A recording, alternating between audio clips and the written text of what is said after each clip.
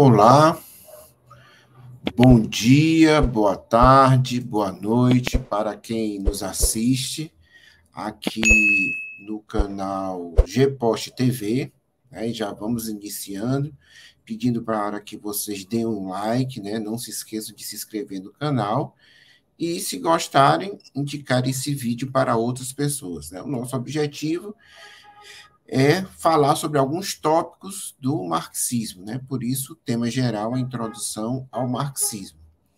Vamos falar aqui de um tema muito importante, que é a questão das ideias dominantes na sociedade, né? Em qualquer sociedade. E vamos utilizar um texto clássico, né, do Marx e do Engels, que é esse texto, né, que é a ideologia alemã, né, que foi produzida entre 1845 e 1846, não foi publicado em vida pelos autores, né, foi publicada apenas em 1926, a primeira parte, né? Tem toda uma história sobre esse texto, né? No momento oportuno, a gente pode discutir, fazer vários vídeos sobre esse texto muito rico, né?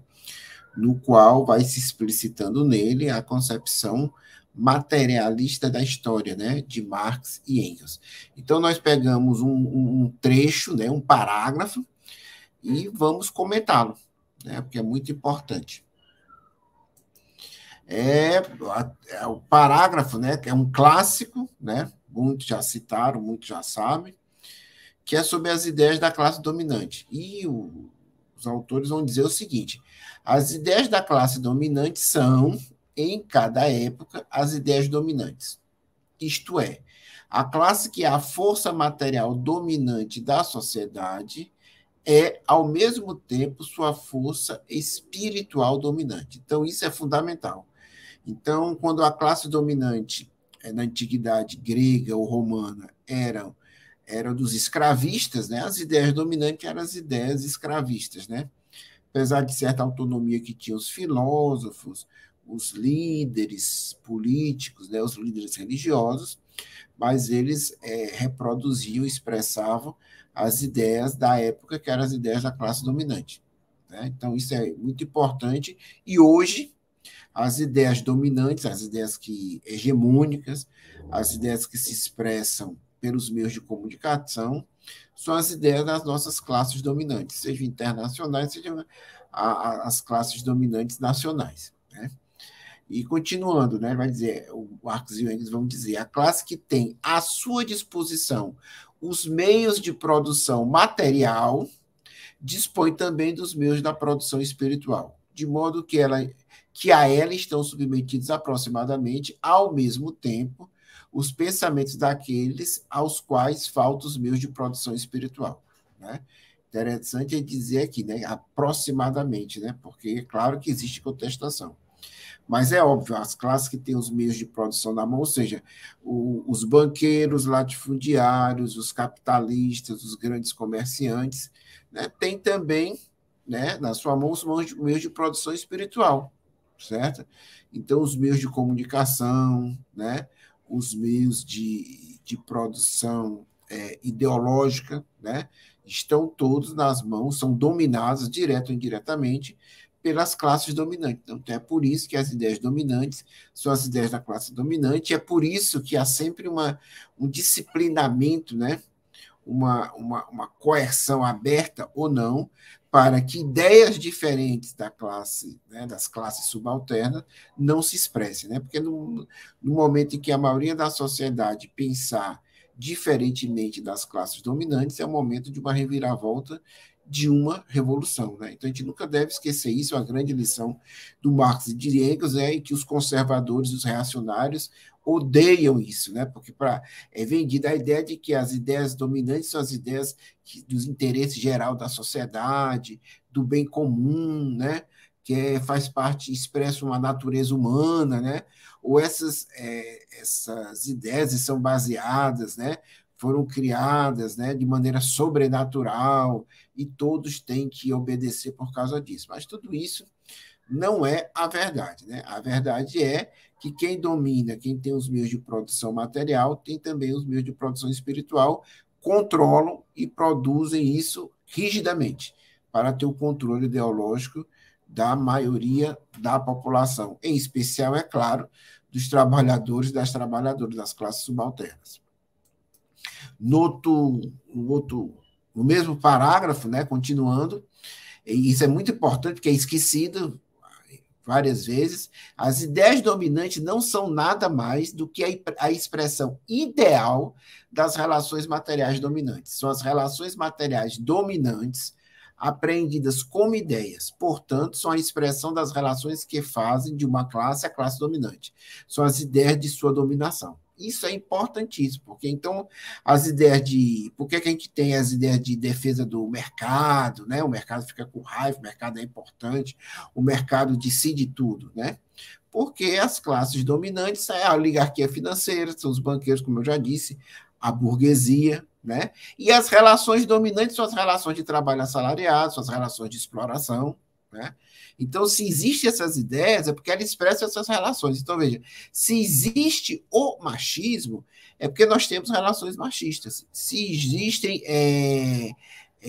a LGBTfobia, certo? É porque existem relações homofóbicas disseminadas, né? Se existe uma perseguição às religiões, né, uma ideologia, um conjunto de ideias que despreza as religiões africanas, afro-brasileiras, é porque existem relações materiais, né, concretas de opressão. Né? Então é por isso que você só combate as ideias dominantes, né, você combatendo as relações materiais dominantes, certo? Então, você não pode mudar apenas as ideias, né? Vamos mudar as cabeças das pessoas, isso é importante. Mas você não pode mudar a cabeça das pessoas se as relações continuam existindo. Então, você tem que ter uma subversão radical, você tem que inverter, superar essas relações materiais dominantes, né? Porque as ideias dominantes não expressam mais do que isso, né? Então, para combater a ideia de mercado, nós temos que superar o mercado capitalista, né? Expropriar os grandes grupos econômicos, socializar os meios de produção, né? Então, isso é importante, né? Então, por essa não são só as classes dominantes que impõem isso, né? Por seus mecanismos de produção ideológica, pelos seus intelectuais orgânicos. Mas, mais do que isso, essas relações estão disseminadas no nosso cotidiano. Disseminadas nas universidades, disseminadas nas nossas casas, disseminadas nas relações de trabalho. Por isso, a gente sempre tem que focar a subversão dessas relações materiais dominantes. Continuando, né? Os indivíduos da classe dominante. Isso aqui é praticamente a última parte do parágrafo, muito importante. Os indivíduos que compõem a classe dominante possuem, entre outras coisas, também consciência, e, por isso, pensam. Na medida em que dominam como classe e determinam todo o âmbito de uma época histórica, é evidente que eles o fazem em toda a sua extensão. Portanto, entre outras coisas, que eles dominam também como pensadores, como produtores de ideias, que regulam a produção e a distribuição das ideias de seu tempo. E, por conseguinte, que suas ideias são as ideias dominantes da época. Olha aí, coisa importante, né? Então, as ideias não são as nuvens, né? Não são as coisas que ficam planando abstratamente sobre a realidade. São relações materiais, são relações concretas que se expressam e que expressam produzidas por indivíduos concretos. Né? Então, os indivíduos concretos da burguesia se organizam em suas instituições de classe, sejam privadas, né? Os sindicatos, a Confederação da Indústria, do Comércio, da Agricultura, né? Seja nos seus partidos políticos, seja nas suas congregações, tudo eles se organizam individualmente, concretamente. Eles têm consciência disso, né?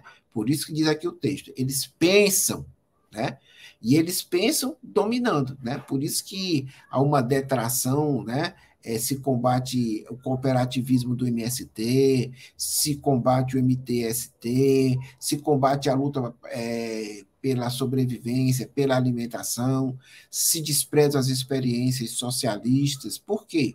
Porque eles expressam a sua consciência de classe que é viver como continuam vivendo, né? Ou seja, dominando, explorando, oprimindo. Né? E eles têm os seus prestadores da sua classe e ainda compram outros. Né? Vocês têm nas universidades, nos meios de comunicação, nos jornalistas, intelectuais, né?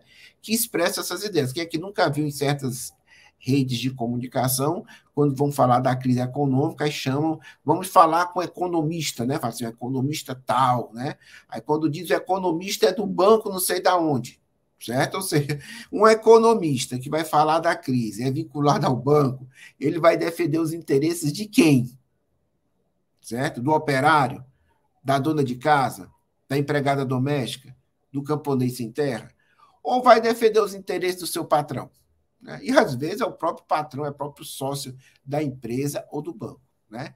Então, esse parágrafo que eu acabei de comentar do Marx e do Engels, da ideologia alemã, é muito importante, tem que ser divulgado, tem que ser lido, tem que ser repassado, porque significa uma ideologia alternativa, significa uma compreensão do mundo que tem duas coisas. Primeiro, é correta, porque expressa a realidade das coisas, e segundo, também, porque expressa os interesses dos trabalhadores e das trabalhadoras, que têm que compreender como é que isso funciona. Então, as ideias não vêm do céu, as ideias não vêm de um espírito humano que está acima de tudo, de uma natureza, do bem comum, como eu disse, né? As ideias estão vinculadas a interesses materiais, certo? Estão vinculadas às relações concretas que existem no nosso dia a dia, do cotidiano, relações de opressão, de exploração, e são reproduzidas e divulgadas por indivíduos concretos que são vinculados aos grandes grupos econômicos que expressam a ideologia das classes dominantes, ou por esse indivíduo fazerem parte da classe dominante, ou porque eles são assalariados pela classe dominante, como vários intelectuais, né, que estão da imprensa, que estão da universidade, né?